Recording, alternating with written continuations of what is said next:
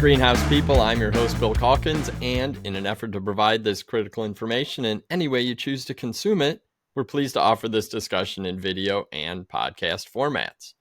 My guest today, someone you might recognize, it's Dr. Will Healy, who is a retired technical manager who spent decades with Ball Seed.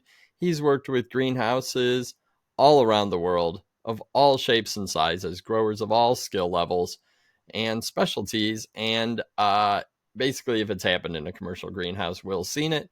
And that's why we've invited him to share some tips and tricks for finishing seed annuals. And this time, Will's here to share protocols for finishing Coleus, which is a fantastic crop, both seed and vegetative, and very trendy right now. And when Will and I were getting ready to record this, we were talking about the good old days of Wizard Coleus. And back in my garden center days, we sold flats and flats and flats of Wizard Coleus.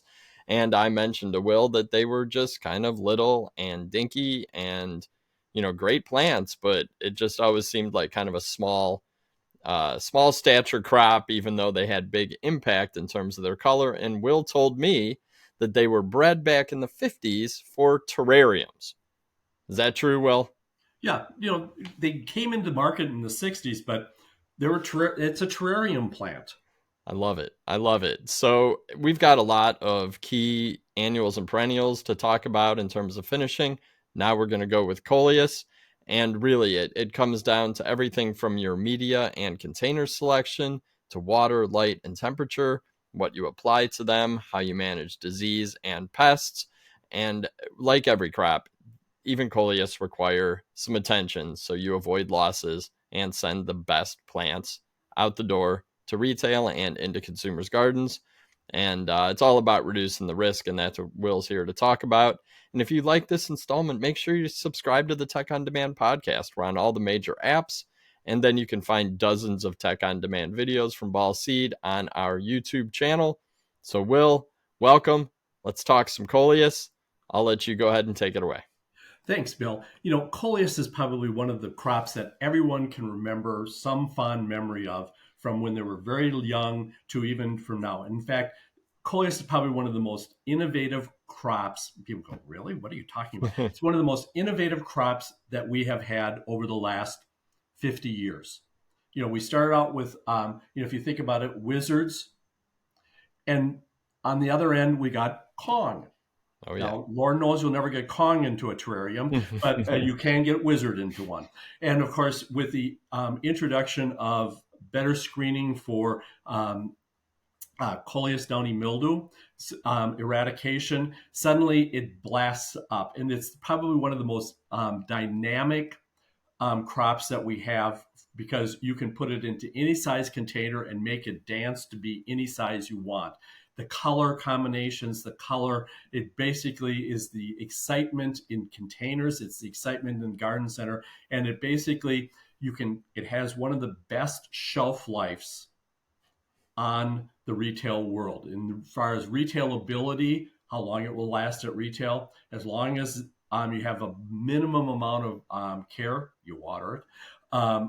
Coleus has probably the longest shelf life of anything that I've tested over the years. So let's talk about finishing optimum Coleus production. So the first thing that we want to be thinking about when we talk about Coleus is best management practices are really critical for success with Coleus. You really want to make sure that you get them planted immediately upon receipt.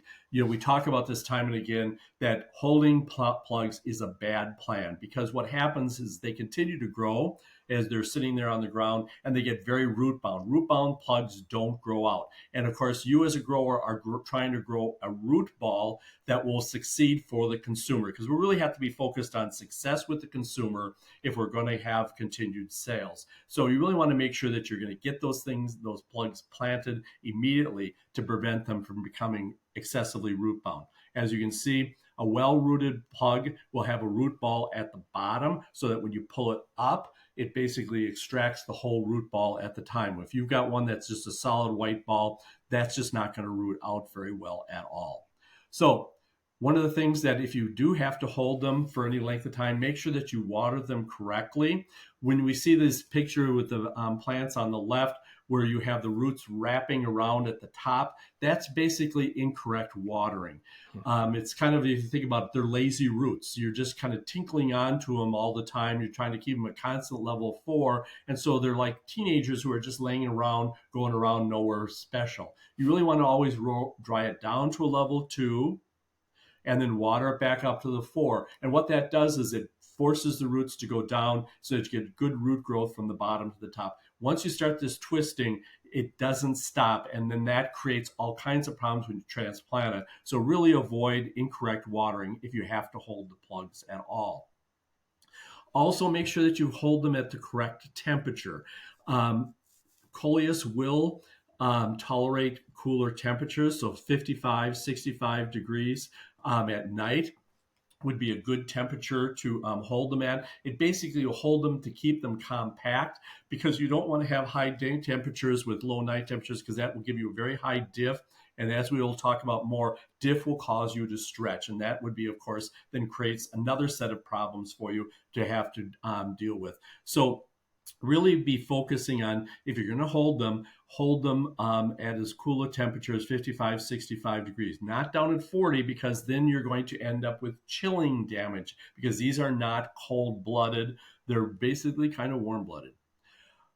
We want to make sure that you water in the plugs before you plant, so that as they're coming up on the planting line, that you fertilize them, water them in with fertilizer. And what we like to use is 20-10-20, because it's got the ammonia, it's got the phosphorus, and that ammonium phosphorus is really important, because if you water that plug in, then basically it pops out once it gets into the final container, and will then grow very vigorously. We'll see in a little while a very excellent example, that some work that Bill Argo did many years ago with begonias, and I've seen this time and again with virtually every single product that we have in our assortment. This is true. Watering them in with 20-10-20 before planting gives you the best results, because you don't end up with the plant stalling out. The worst thing you can do is starve those plugs before they plant them, because it does not promote earlier flowering. That has nothing to do with it. Is all it does is just makes the plants weak and makes them stall out. If you're going to be planting immediately, so that basically they come in and they're gone, they're going to be planted right away, you should water them in with about 200 parts per million. Now, if you're using a mechanical transplanter, you may have to give them a couple hours to dry down so that you can easily extract them. But if you're manually transplanting them, 200 parts per million, and then put them into the ground, and off you go. If you're going to hold them for 3 or 4 days, so you get them in on Monday, and you're not going to get them planted until Friday or maybe a little bit later, you probably want to basically, with no fertilizer, you want to put, again, 200 parts per million at the time of planting. You don't want to put on too much. Some of the other crops you might want to put more on, because they can benefit, but this 200 plants, 200 is enough, because otherwise they stretch and they pop up too much, and that's not a good thing. If you're going to be holding them for 7 or more days, because you really are looking at not having everything ready, things happen. Basically, if the plugs are there and you've got them on the ground and you're holding them, putting on 50 to 75 parts per million to prevent fertilizer stress is a good idea. Only apply it as needed. You might want to put it on weekly, or might put it on with every watering, but make sure that you got some fertilizer going to them so they don't starve and stall out on you. And then remember to put that 200 parts per million at the time of planting. Okay. Coleus, as I've said, is probably one of the most elastic crop, as far as the container dictates its final size. The bigger the container, the bigger the plants can be. So we can do them from everything from a range of very small pack sizes, 72 packs for wizards. That works. Yep. Doesn't work so good with Kong. But, we have to kind of be thinking through what are we trying to do? What price point are we trying to hit? And then away we go. When we look at the different container size and crop time, because remember, the container size does end up dictate the final crop time that you're going to use, because you're not trying to flower them. You're just trying to fluff them out so that when you look down on that tray, look down on that pot, you see no dirt. I mean, that's kind of the way you do it. Look down, see no dirt, you're good to go because the plant is ready. So 3 to 4 weeks in a small pack size. As you go to the 18 to a 32 count, you may want to add 1 to 2 weeks. Depending upon what temperature you're growing, because temperature does dictate how fast the plants will grow. We'll talk about that some more later. The crop time later in the season is, again, generally tends to be shorter, but sometimes you just need a minimum amount of crop time. About 4 weeks seems to be kind of the ballpark, whether you're talking about early or late, just to get that root ball out into the final container, and that you get a little bit of coverage so you look down and you see no dirt. Okay, so when you're using 3 to 4 inch, 4.5 inch pots, 1 plug per pot seems to be good, and you just basically add 1 to 2 weeks compared to a medium, if necessary, to kind of fluff it out. Now, if you go to a larger containers, 5, 6, 7s, 8s, if you're doing really big stuff, really look at using more plugs. Usually, for every 2 plugs you can use that you add to a container, you can usually drop a week of crop time. That's kind of the rule of thumb when you're trying to ballpark what should my crop time be. But again, it's a lot dependent on the fertilization, making sure you got the feed on it, and then also the temperature will dictate how fast you can fill out that pot. And that's the beauty of Coleus, is it turn fast on you, and you can have a saleable plant. The key is having a small enough container so you can get roots to the bottom. That's really critical. Otherwise, you're going to just have trouble with satisfied customers who are going to pull that thing out and just have a plant with some roots, a bare root plant, and a container of dirt. Yep. So not a good thing. The media that we're using is really critical. A lot of times, growers are using some type of a bulking agent. Wood fiber is probably one of the bulking agents of now that we're using more and more, because of the fact that it's relatively low cost and it lowers your overall cost of your soil.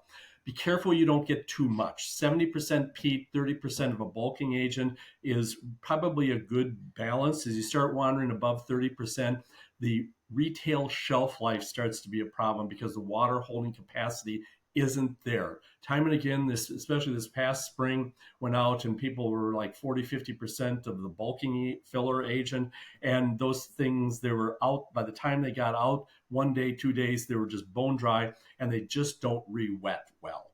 So therefore, the shelf life really goes down a lot. Always check your soil before you plant. You would never go and take a shower without sticking your hand in to make sure it's not too hot, right? Yep. You should never be putting your livelihood, your plants, into soil that you don't know. Is it too hot or too cold? Too low pH, too high pH, too low EC, too high EC. Many times growers, they buy a soil and they go, oh yeah, it's just like the last bale. Yeah, right. Or the last load. Yeah, right. People that test regularly every single bale that they've got coming in realize there is a certain amount of variability that occurs, and they need to make sure that it stays within these parameters. 5.5, 6.5 seems to be a good place for Coleus. 1 to 1.5 EC on using a 1 to 2 method. That's where you want to be. Okay. Every year we get these calls of, I planted them at the same time, they're same plugs, and I got this group that's not growing right next to this other group.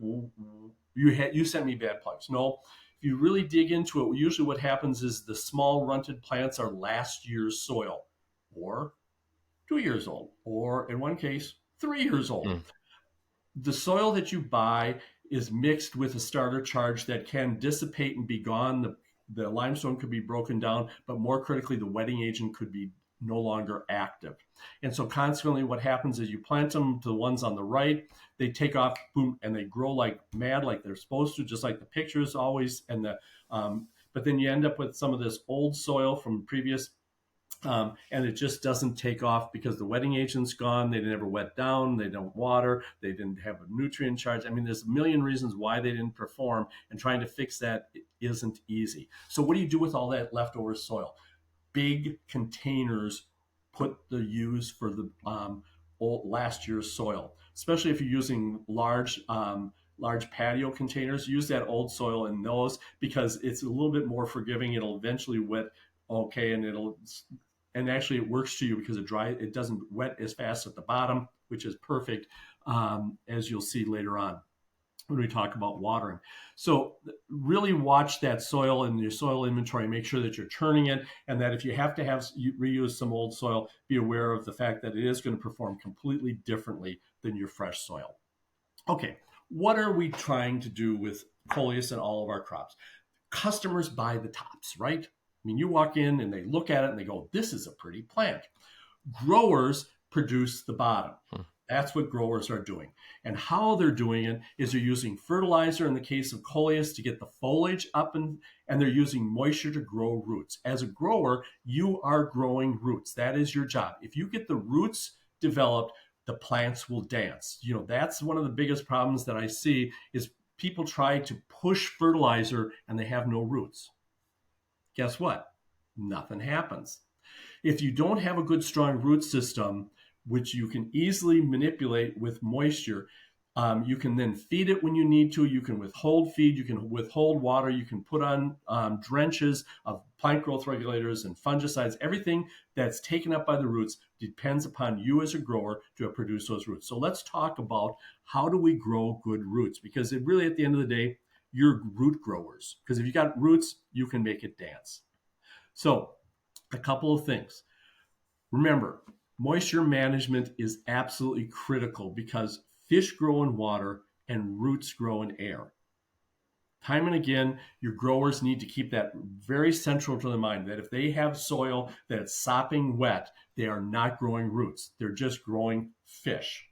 And we're not a fish market, we're a plant market. So therefore, we need to make sure that we've got lots of good root growth.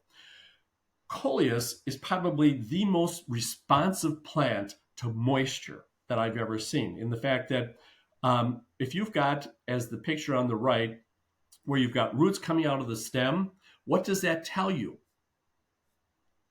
It's too wet. The roots are going, air, air, air. I can't stand all that water in the soil, but I need to form some roots. So it'll form the stem roots just because it is so humid above the soil. And so therefore, that is kind of the first giveaway that someone is watering too much. If you keep them too wet, Coleus are highly responsive. They're just basically, if you think about them, that stem is nothing but a bunch of little balloons that are filling up with water balloons, and it just gets taller and taller and taller. So what do we want to do?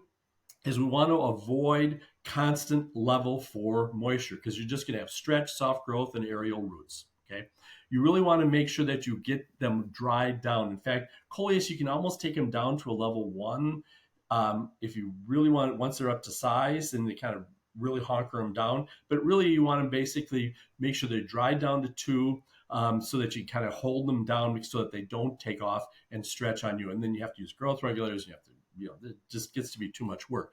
Make sure that you're watering, again, dry down to 2, water it up to a level 3. Now, one of the mistakes growers make is that they have these plugs and they plant them, and then they just basically put all the water straight down. This is a great water tunnel example of that is ideal, because it has water that's coming in at 2 different angles. So as that tray comes through, it basically comes in and waters and pushes the soil up against that plug. And then as it continues to go by, then it's coming from this side and pushes soil. Because one of the problems that we see is when you go to dibble and you put the plant in, if it doesn't make contact with the soil, the roots won't grow out. And then you end up with air gapping in there, is what it's called. And then the plants are uneven in growth. So if you see a lot of uneven growth, check to see if you've got air gapping going on, because you're not putting on just turn that nozzle a little bit at an angle, and your problems should start going away.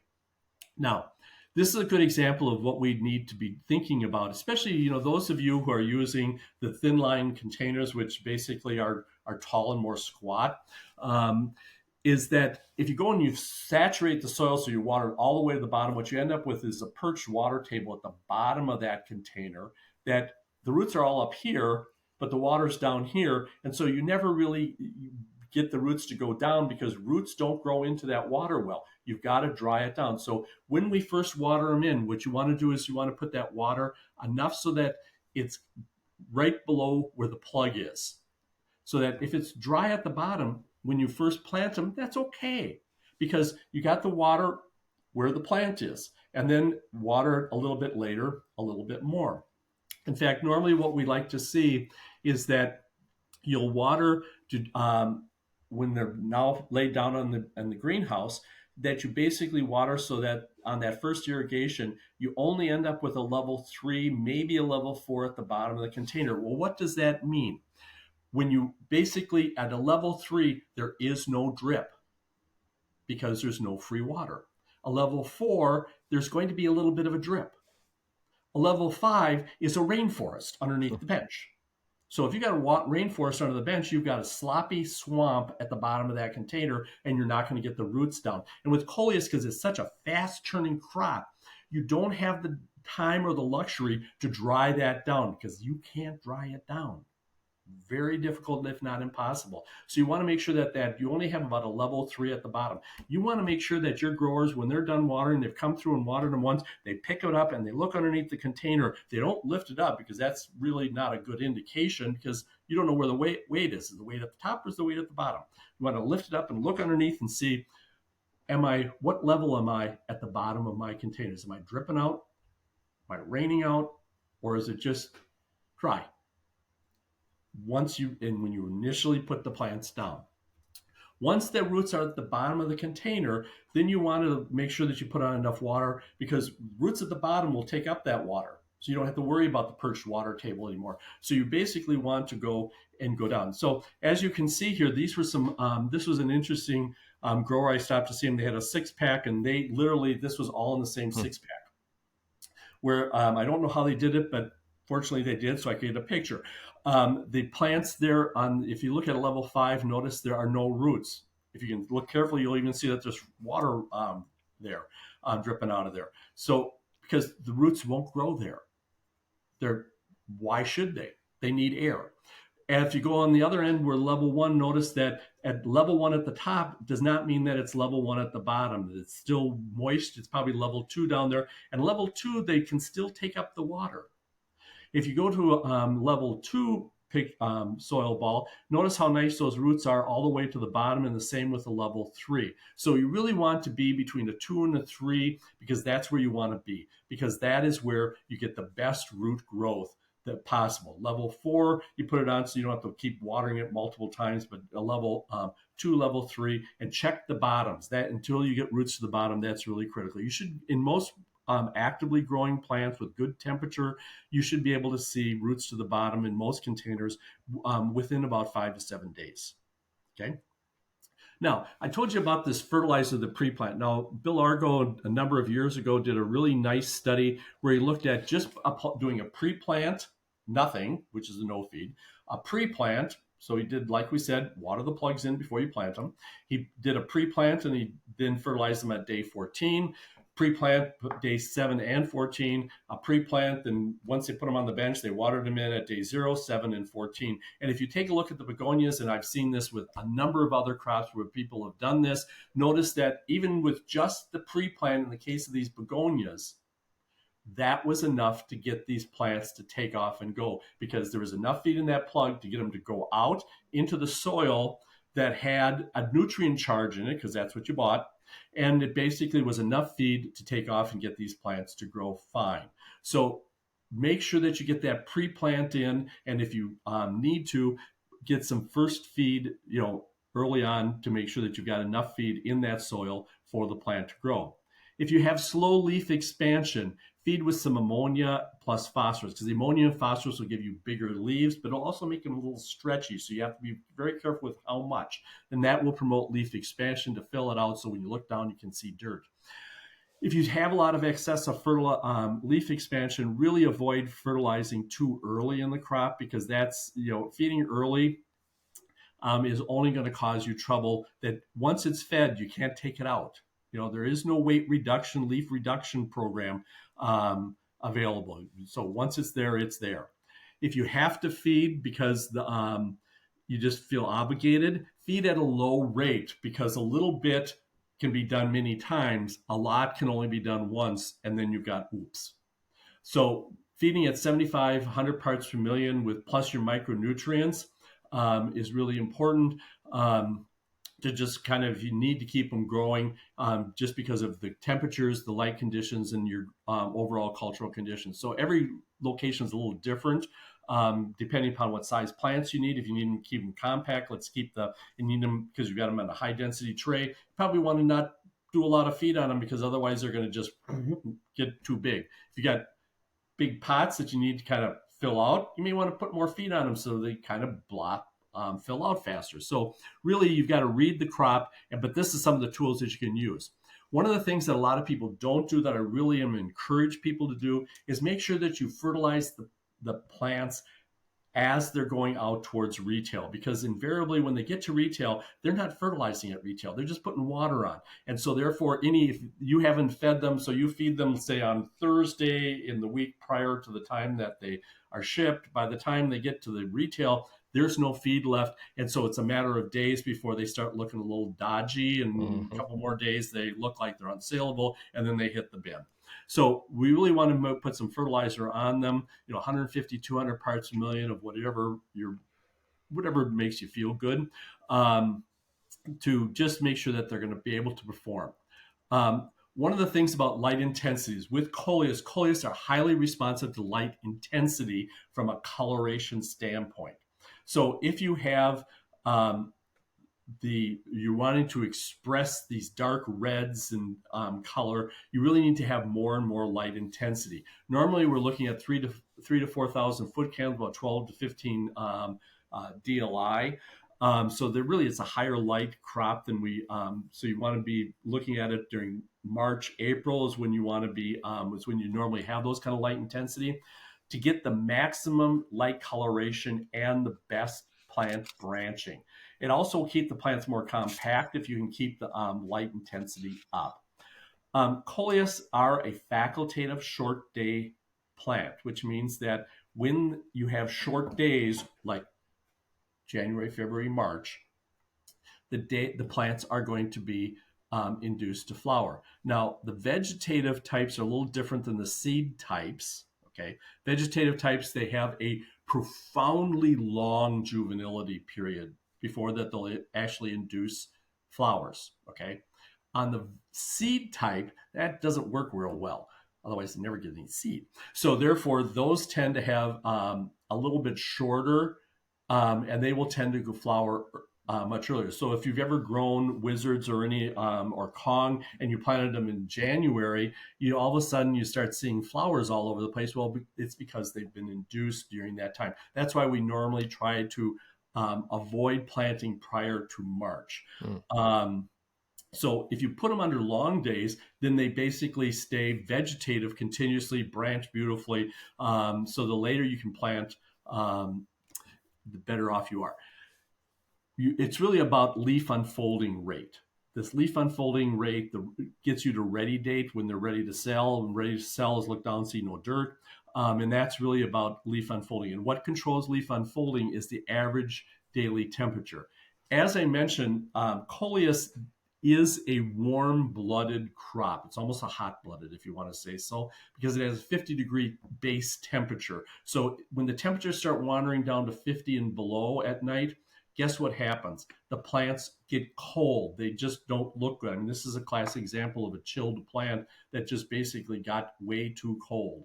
So you really want to make sure that you, by planting them later, you have less risk of experiencing cold temperatures, but really you've got to really watch that very carefully on the Coleus. Soil temperature, again, 68 to 72.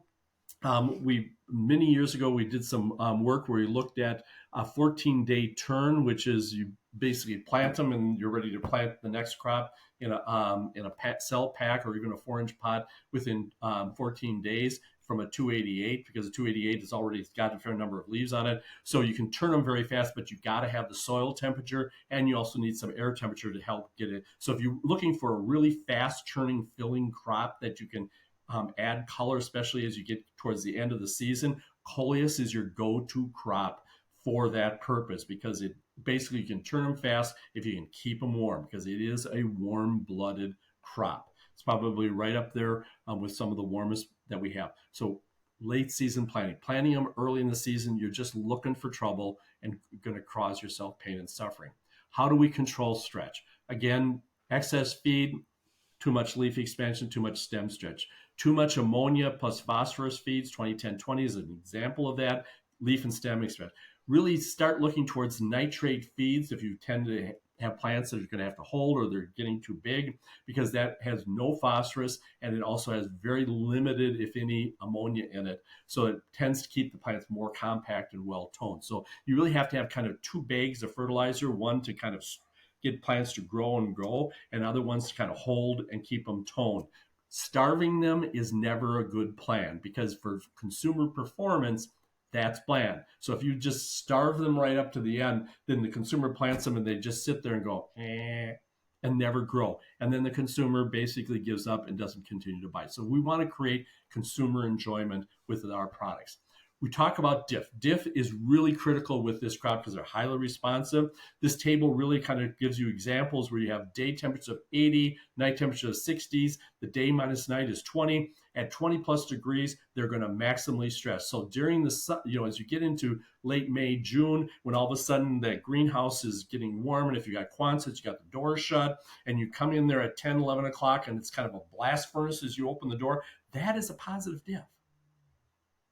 So you really need to be out there at like 5 o'clock in the morning, opening those doors to keep that temperature down so that you either end up with a constant 75, 75, 65, 65, or better yet, the day then drops to a 70 in those first 2 hours. That's the early morning dip. Whereas the night could have been a little bit higher and you end up with a minus 10 degrees. So, really dropping that day-night temperature and managing that critical. And you can do it really with a complex system of a high-low thermometer. So that that'll tell you what the diffs were during the day. So don't over stress and don't overthink, but keep control of your diff. Monitor it carefully, especially with this crop.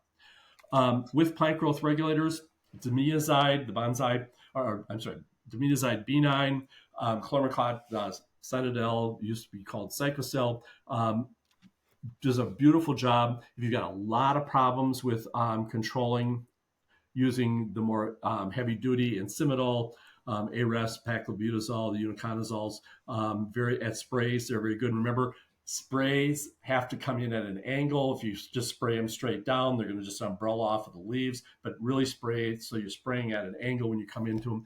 Get that early control. You may, if you have a long-term stress or you're planting late in the season, you may even want to spray the plugs before you put them in the pot. Or as soon as you put them in the pot, count to 10 and spray them. So that, you can always stretch them. I can tell you a million ways to do that. There's not any way to get them shorter after they've gotten too tall. So a rule of thumb that I always use is if you're at 90% of the maximum allowable size, because your shells are this big, you can't take plants this big, right? So if you're at 90% of your maximum size, you need to come in and put on a drench of paclobutazol. And use very low rates, usually 1 to 5 parts per million, and just put it in. And you can just layer it in on the top and then push it down with water is an effective way of just kind of just toning it down, but really kind of figure out where you are from a 90%. As soon as you have a 90, because it takes about 3-4 days for the growth regulator to get in and hold it. So, if you have 3-4 days with a high diff, those 4 days it's going to grow, then it's going to stop. So really kind of watch that you're at 90%. Let's talk about insects and diseases. Always look over and under the bench. So critical, because a lot of your problems are starting under the bench, either because you got weeds under there with the insects and disease, or if you have life stages of fungus gnats, shortflies, larvae are there, thrips, the pupa are there. Stuff starts underneath and tends to move up. And that's one of the things that we continuously forget. So always monitor cards under the bench, cards above the bench, really critical. Your risk factors are whiteflies. You basically watch them inbound. They're probably coming from somewhere. Plugs, as a rule of thumb, don't have those. Liners, you never know. But plugs, absolutely. If you've got plants in your greenhouse that have carryover, so you had white flies from your poinsettia crop, and then you had something else that kind of carries it over, guess what? You're going to probably end up with it in the coleus. Aphids will drop in out of the sky, and they can be a really serious problem. Thrips sometimes are a little bit, but really fungus gnat short flies, you sometimes can see, especially on small plants. But that's really the insect risk. From a disease risk standpoint, the INSV, TSWV are probably your various biggest risk on this crop. Very susceptible to it, and they will show symptoms very nicely. So monitor your thrips because it is thrips vector. Coleus is downy mildew. You want to basically pick high resistant varieties or plants that have been tested that you know that they're clean. Alternaria leaf spots, usually that's because you've run them too hungry and they're running too cold and they're just susceptible. You've done that when you have that problem. Botrytis, basically, it's a high relative humidity. And sometimes if you're keeping your plants way too wet, you're sitting there with Pythium or Rhizoctonia, and that's really basically down to wet conditions. So hopefully, Bill, we've kind of given you a kind of overview. And now a lot of people said, I've been growing Coleus for years, but maybe this is just a quick tune-up to help kind of reflect on what we should be doing. Or if you got a new grower who's never done Coleus and they're kind of a little, they're not quite sure how to do it, because it is a very, very easy crop to do right and a profoundly easy crop to just screw up big time. So, you got to kind of know what's the idiosyncrasies of that. So there we go. That's Coleus in a nutshell. And I appreciate something you said early on about the versatility of Coleus, from the smallest packs all the way up to giant patio pots. I think, because of that, more and more growers are adding Coleus, whether it's seed or vegetative, into the mix, versatility throughout the season. And so I do think these tips, as a refresher, are probably very good to go over or share with your entire team. And that reminds me, you can find dozens, probably hundreds of tech on demand educational resources online. Every single week of the year, I send a newsletter covering a range of topics. We've created tons of videos and podcasts, just great ways to learn about technical topics. And when you're on the go or when you're sitting behind your computer, I do suggest you join the Greenhouse Tech Team group on Facebook. There's about 6,000 of your peers interacting daily, sharing tips and tricks and maybe pictures of a Coleus crop gone wrong. And they would really appreciate if everyone would weigh in and give some hints or strategies to solve the problems. And Will, again, thank you so much for your time. I'm sure we're going to talk again soon because we got a lot of crops to cover. Oh yeah. And I think that the way that you're going through them is really comprehensive, but also accessible to just about every different skill level. Once again, I'm Bill Calkins with Tech on Demand, and on behalf of our entire team and Will, take care out there.